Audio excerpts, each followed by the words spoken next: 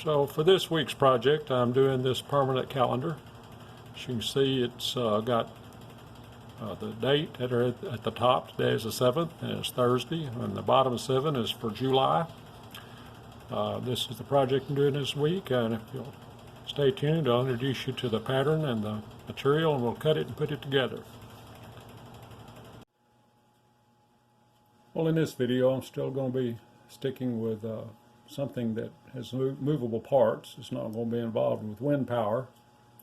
Although I'm not through with that theme yet, I'm still working on some of that, and I've got some materials ordered to work on a wind-powered kinetic art. But for this video, I'm going to make a perpetual calendar.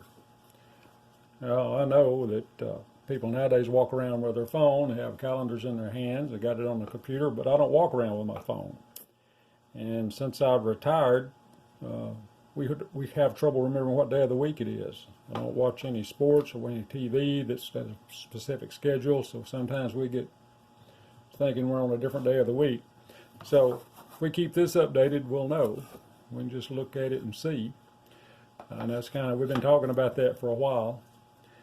But yeah, I don't carry my phone around with me. It stays on my desk. I use it to film these videos.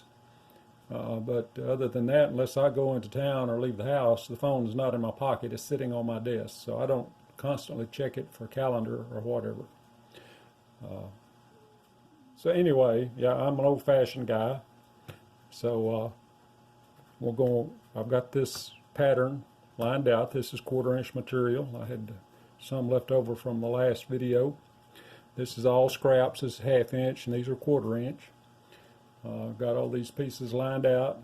You got this 3 sections. All this one section has 4 parts to it, through which these circles slide. I got a lot of cutting to do right here, and I've got them all drilled. Everything's been drilled, ready for the entries holes, ready to be cut.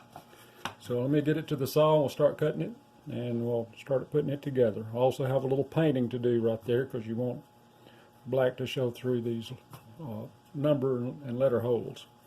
So let's get to the scroll saw, and I'll cut this up, and then we'll try to glue it together and make it work.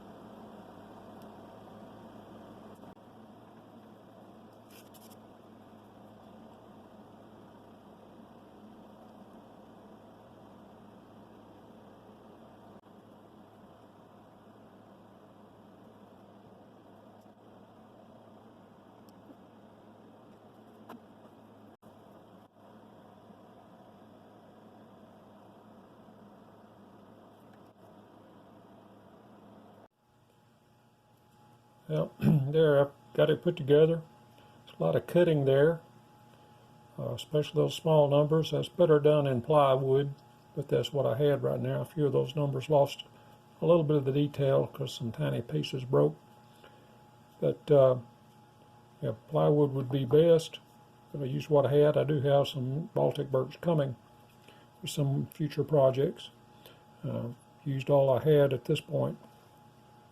But I'm going to find a place to hang this, and maybe I'll show a photo of that to start this video with, and then show how I mounted it and cut it and put it together. So, yeah, just kind of staying with the theme of moving things. I like to make things with a scroll saw that work and operate or do something. So this is kind of in that line.